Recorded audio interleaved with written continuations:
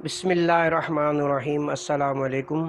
یہ کتاب آپ کے لیے کاشان بصیرت کے یوٹیوب چینل کی جانب سے ریکارڈ کی جا رہی ہے۔ کتاب کا نام ہے ایمان۔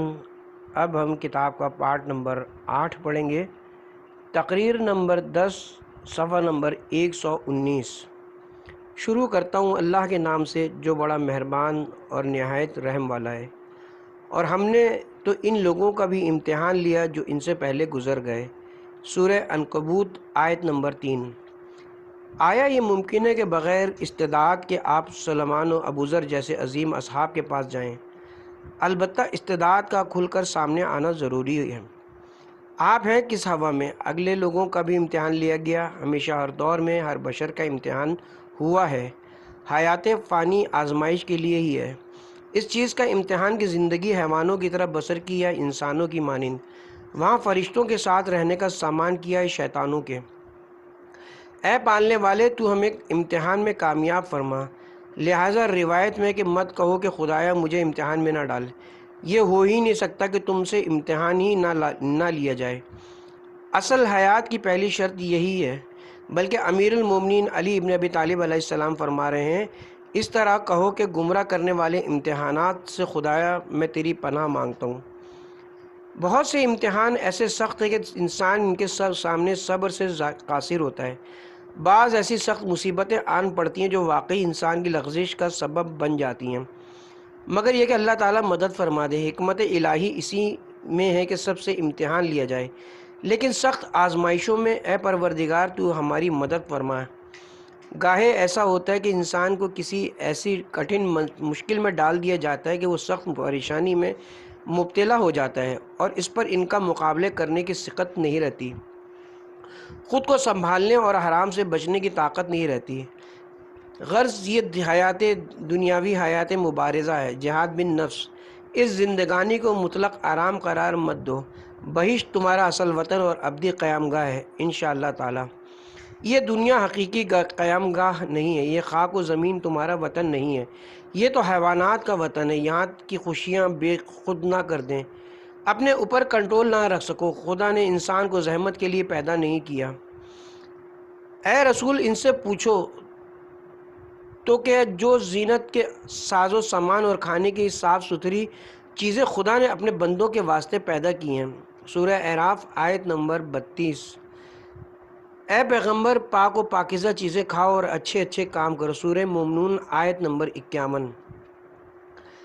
حلال سے فائدہ اٹھائیے۔ انسان کو چاہیے کہ دنیا کے حلال اور الہی نعمتوں سے فائدہ حاصل کریں، اس دنیا کی رنگینیوں اور عیش و آرام کو دائمی نہ جانیں۔ اگر حیوانوں کی طرح زندگی میں دنیا میں جتے رہو گے تو حرام کرو گے جسے خدا پسند نہیں فرماتا۔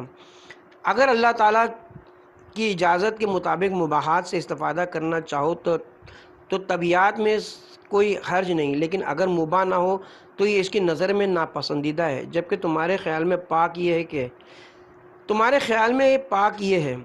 اگر باذن خدا کوئی اچھا فرد بخش کام کیا تو اس میں کوئی ضرر نہیں ہے، لیکن اگر نفسانی خواہشات پر مبنی کوئی کام انجام دو گے تو یہ تمہیں مبارک نہ ہوگا۔ ظاہر ہے شرعی بیوی کے ساتھ مباشرت میں کوئی چیز حائل نہیں، جبکہ کسی اجنبی عورت کو چھونا تو درکنار اس کو دیکھنا تک منع ہے۔ حدود میں رہتے ہوئے عیش و آرام سے استفادہ کرنے میں کوئی عیب نہیں ہے، لیکن شرط یہ کہ ایک دائرے میں الہی شریعت کی حد میں رہتے ہوئے۔ ریڈیو اور ٹیلی ویژن کی ایجاد اچھی بات ہے، ان سے مثبت فائدہ حاصل کرنا چاہیے، لیکن ان کا استعمال شہوت پرستی، عریانی و فحاشی کے لیے نہیں ہونا چاہیے۔ اللہ تعالیٰ نے اس کی اجازت نہیں دی۔ جہاں کہیں بھی بے اعتدالی ہے، جان لو کہ خسرت دنیا والآخرہ، دنیا و آخرت دونوں کے لیے نقصان کا سبب ہے۔ حضرت مریم اور یوسف خلق خدا پر حجت تھے۔ کل قیامت کے دن تمہارے پاس کوئی عذر نہ ہوگا۔ خدا نے تمہیں طاقت اور اچھے برے کی تمیز دے دی ہے۔ وہاں پوچھا جائے گا کہ آخر کیوں اپنے نفس کے ساتھ جہاد نہ کیا، اپنے نفس کو کنٹرول میں کیوں نہ رکھا۔ بحار الانوار کی تیسری جلد میں ہے کہ روز محشر جب سب کا حساب کتاب کیا جائے گا تو بعض عورتیں کہیں گی کہ بار الہ تو نے ہی تو ہمیں اس قدر حسین و جمیل بنایا تھا، چونکہ ہم اچھی شکل و صورت کے تھے لہٰذا ہم نے اپنی زینت کو آشکار کیا اور خود پر کنٹرول نہ رکھ سکے۔ ندا آئے گی مریم کو پیش کیا جائے، یہ دیکھو مریم کا حسن و جمال سب سے زیادہ حسین و جمیل ہیں، یہ کس طرح دنیا سے آخرت میں پاک دامن آئیں، تم بھی اپنے نفس پر کنٹرول رکھ سکتی تھیں۔ ایک اور روایت میں کہ قیامت کے روز بعض جوان عرض کریں گے خدایا ہم جوان تھے، ہمیں ہماری جوانی کی مستیوں نے گناہ میں جھونک ڈالا۔ ندا آئے گی یوسف کو پیش کیا جائے اور پھر پوچھا جائے گا تم میں یوسف سے زیادہ کوئی حسن و جمیل ہے؟ یہ جوان بھی تھے، کنواری بھی تھے، حسین ترین عورتوں نے اپنے آپ کو خود سے پیش کر دیا۔ عزیز مصر کا دربار بھی تمام وسائل موجود ہوتے ہوئے آپ نے صبر سے کام لیا۔ جناب یوسف کے صبر کو حجت قرار دیا جائے گا۔ بے صبر جوانوں کے مقابلے میں صبر سے کام لے سکتے تھے۔ اگر کنٹرول کرنے کی صلاحیت سے بے بہرا ہوتے تو خدا تم پر یہ ذمہ داری نہ ڈالتا۔ تم خود صبر کرنا نہیں چاہتے، نفس کے خلاف مزاحمت جہاد نہیں کرتے، اپنی ذہنی سطح کو اوپر نہیں لاتے وغیرہ۔ خلاصہ یہ کہ دنیا عالم طبیعت کی حیات کا مقصد نفس کے ساتھ جہاد ہے، تو دوستوں سے کیسے ملاقات کرو گے؟ ہے ہاتھ اگر نوری نہیں ہوگے تو کیسے نور تک پہنچو گے؟ جب تک لطف نہیں ہوگا تو لطیف کیسے ہو ملو گے؟ جب تک لطیف نہیں ہوگے تو لطیف سے کیسے ملو گے؟ جب تک مطلق کے ایمان سالم حاصل نہ کرو گے اس وقت تک حقیقی دارالسلام تک نہیں پہنچو گے۔ ان کے واسطے ان کے پروردگار کے ہاں امن و چین کا گھر بہشت ہے، اور دنیا میں جو عمل انہوں نے کیا تو خدا ان کا سرپرست ہوگا۔ سورہ انعام آیت نمبر 127۔ یقین کریں کہ بہت سے افراد کے مرتے وقت ان کے گرد شیاطین کا لشکر چکر لگا رہا ہوتا ہے تاکہ بدن سے جان نکلے اور فوراً اپنے ساتھ لے جائیں، جبکہ بعض کے گرد ملائکہ ہوتے ہیں، انتظار کرتے ہیں کہ ان کی روح کو عرش اعلیٰ پہ رب العالمین کے عالم الاعلیٰ پر لے جائیں۔ بے شک بدکاروں کے نامہ اعمال سجین میں ہوں گے، بے شک نیکوں کے نامہ اعمال علیین میں ہوں گے۔ تقریر نمبر 11 صفحہ نمبر 125۔ صبر۔ شروع کرتا ہوں اللہ کے نام سے جو بڑا مہربان اور نہایت رحم والا ہے۔ اور ہم نے جو کچھ روئے زمین پر ہے اسے زینت قرار دیا، ہم اس کے لیے زمین پر کچھ لوگوں کا امتحان لیں گے کہ ان میں کون بہترین عمل انجام دیتا ہے۔ سورہ کہف آیت نمبر 7۔ ہم نے بیان کیا کہ انسان اس کرۂ ارض پر جو چند روزہ زندگی گزارتا ہے وہ موت کے بعد ملنے والی ابدی حیات کا مقدمہ ہے، اور جس طرح اس نے زندگی کا عرصہ گزارا ہے یہ اس کی ابدی حیات کا سرمایہ ہے۔ جیسا کہ خاتم الانبیاء حضرت محمد مصطفیٰ صلی اللہ علیہ وسلم نے فرمایا، جس طور زندگی بسر کی اس کا نتیجہ موت ہے، اور جب موت کی گھڑی آ گئی اس کے بعد تمہیں قبر سے اٹھا لیا جائے گا۔ اگر اس دوران زندگی آپ نے حیوانیت اور نفسانی خواہشات پر عمل کیا، دنیا کی رنگینیوں میں پڑے رہے، دنیا کے بجائے اپنے آپ کو ادنا و حقیر بنا لیا، تو یاد رکھیں مرنے کے بعد عالم الاعلیٰ میں جانے کے تمام دروازے اپنے اوپر بند کر لیے۔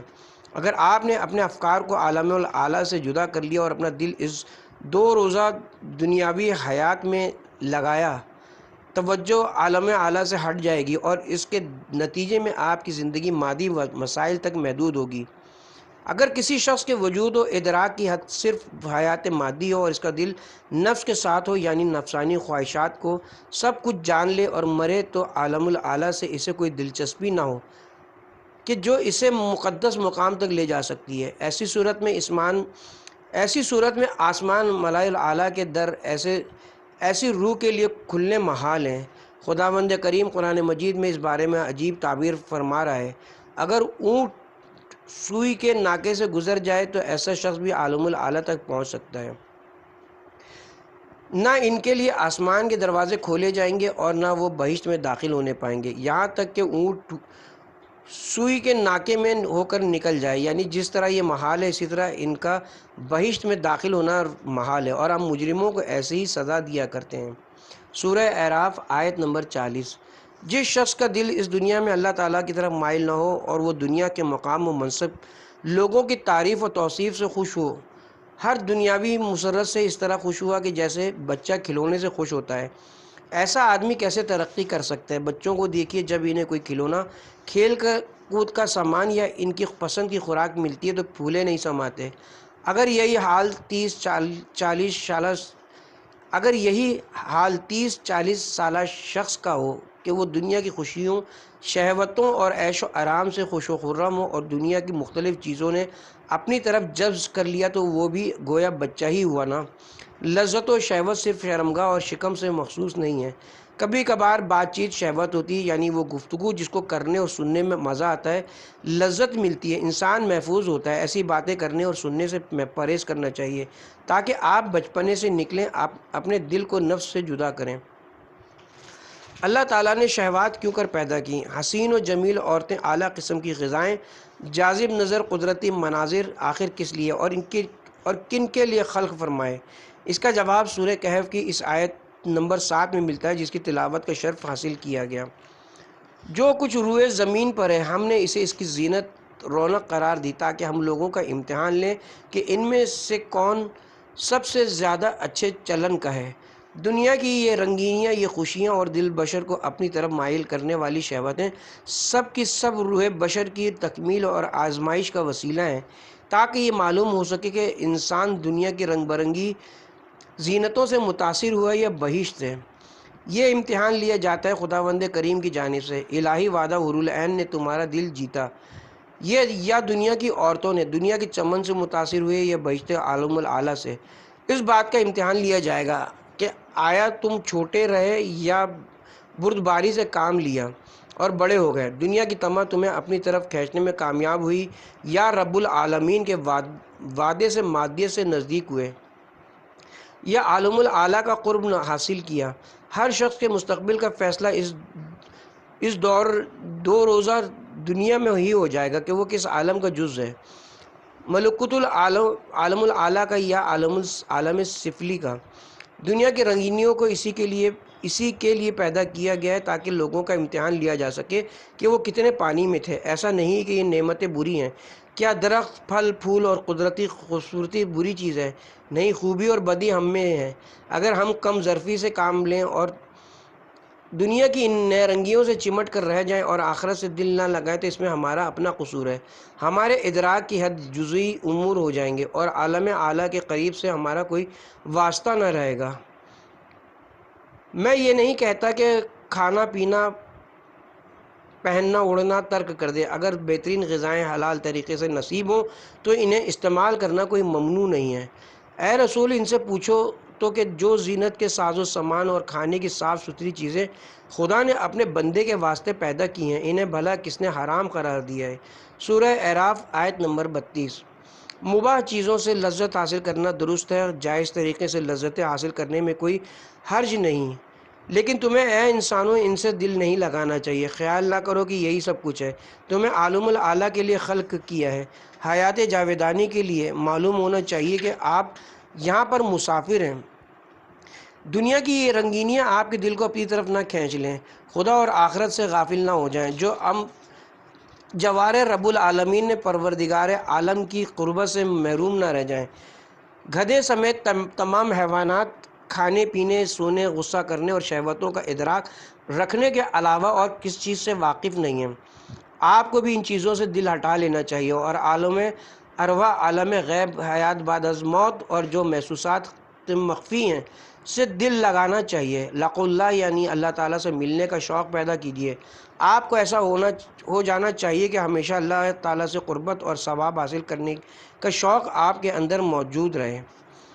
خواہ آپ عمدہ قالین پر بیٹھے ہوں یا معمولی چٹائی پر، فرش پر یا تخت پر، آپ کا ہونا نہ ہونا برابر ہے۔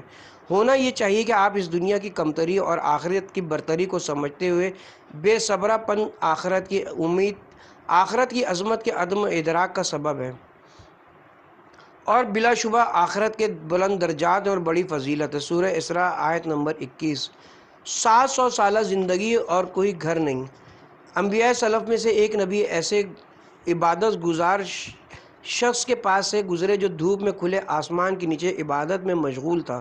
وہ اس کے پاس بیٹھ گئے، اس سے پوچھا، جناب آپ کتنے عرصے سے یہاں ہیں؟ کہا تقریباً 100 سال سے۔ نبی نے پوچھا، گرمی، سردی، بارش آندھی طوفان سے بچنے کے لیے کوئی مکان کیوں نہیں بنایا؟ عابد نے کہا جب میں چھوٹا سا تھا تو ایک پیغمبر یہاں سے گزرے، انہوں نے مجھے بتایا کہ تم 700 سال سے زائد نہیں جیو گے۔ میں نے حساب کیا کہ 700 سال تو ایسے ہی گزر جائیں گے۔ وہ نبی مسکرانے لگے، فرمایا میں تمہیں خبر دیتا ہوں کہ آخری زمانے میں انسان کی عمر 100 سال سے زائد نہیں رہے گی، جبکہ اس دور میں رہائش کے لیے فلک بوس عمارتیں پتھروں اور لوہے سے تعمیر کی جائیں گی۔ عابد نے کہا اگر میں اس زمانے میں ہوتا تو اس عرصہ حیات کو ایک سجدے میں ہی گزار دیتا۔ عین ممکن ہے کہ 700 سال حیات آپ کے نزدیک زیادہ ہو، لیکن اسے بے انتہا زندگی سے جانچی ہے۔ متناہی کا لامتناہی سے کیا مقابلہ؟ ہمیشہ رہنے والی جنت میں وہ ہمیشہ رہیں گے۔ سورہ نساء آیت نمبر 122۔ موت کے بعد ایسی حیات آتی ہے جس کی کوئی حد نہیں ہے، لامحدود ہے، 1000 لاکھ، 10 لاکھ، ارب، 10 ارب نہیں ہے۔ جب تک آپ دنیا کی قلیل مدتی کا ادراک نہیں کریں گے، اس وقت اپنے اندر دنیا میں پیش آنے والی ناہمواریوں، مصائب و مشکلات پر صبر کرنے کی طاقت پیدا نہیں کر سکتے۔ یہ دنیاوی زندگی سوائے کھیل تماشے کے اور کچھ نہیں۔ سورہ عنکبوت آیت نمبر 64۔ تمہیں ادراک ہونا چاہیے کہ یہ مادی حیات لغو ہے، اس کی کوئی اہمیت نہیں ہے۔ رسول خدا فرماتے ہیں کہ اگر اللہ تعالیٰ کے نزدیک اس حیات مادی کی ارزش مچھر کے پر کے برابر بھی ہوتی تو اس کی کافروں کو ہوا بھی نہ لگنے دیتا۔ یہ زندگانی قطعاً اہمیت نہیں رکھتی، ناچیز ہے، ہیچ ہے۔ چند روزہ مادی زندگی کا آخرت سے تقابل کرو تو اس کی اصل صورتحال کھل کر سامنے آ جائے گی۔ اگر صبر کریں گے تو آہستہ آہستہ باعظمت ہوتے چلے جائیں گے۔ اپنے آپ کو نفس اور اس کی خواہشات سے علیحدہ رکھو، رب کی رضا جن کاموں میں نہیں انہیں انجام نہ دو۔ گناہ سے پرہیز کرو، اپنے دل کو برائیوں کے حوالے مت کرو تاکہ باعظمت بن جاؤ۔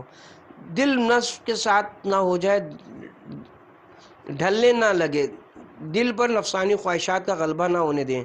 اگر آپ کا دل مضطرب ہو گیا تو یاد رکھیں کہ آپ ایمان سے ہاتھ دھو بیٹھیں گے اور آپ متوجہ بھی نہیں ہو سکیں گے۔ پس سے پردہ کیا ہوا؟ مثلاً مال کھو گیا یا چور لے گیا یا ضائع ہو گیا۔ اس مشکل میں اگر آپ کا دل آپ کے نفس کے تابع ہو جائے اور مضطرب و بے چین ہو تو یہ آپ کے تباہ ہونے کا مقام ہے۔ لیکن اگر آپ اپنے دل کو خدا سے الگ نہیں کریں گے اور دنیا کو اہمیت نہ دیں گے تو پھر آہستہ آہستہ عظیم تر ہوتے چلے جائیں گے۔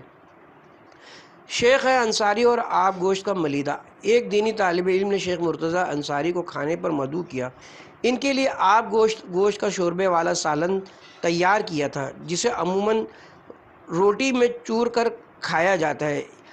ایک پیالے میں روٹیاں چوریں۔ یہ طالب علم آب گوشت کا ملیدہ بنانے کی غرض سے شوربہ ڈال رہا تھا کہ اس کے ہاتھ سے سالن گر گیا۔ بیچارہ طالب علم دل میں شرمندہ ہو رہا تھا کہ شیخ انصاری نے قریب رکھے ہوئے گرم پانی کے برتن کو اٹھایا اور وہ پانی پیالے میں ڈال دیا اور خوشی خوشی کھانے میں مشغول ہو گئے اور فرمانے لگے تم یہی تو چاہتے تھے کہ روٹی کو کسی چیز میں توڑ کر ڈال کر کھاؤ اور خوش و خرم ہو کر کھاؤ، اپنے دل کو ملول نہ کرو۔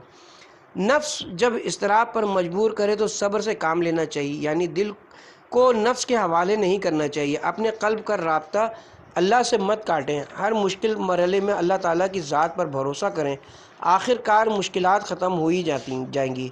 یہ یقین رکھیں کہ مجھے یہاں ہمیشہ تو نہیں رہنا بلکہ کہیں اور آخرت میں جانا ہے۔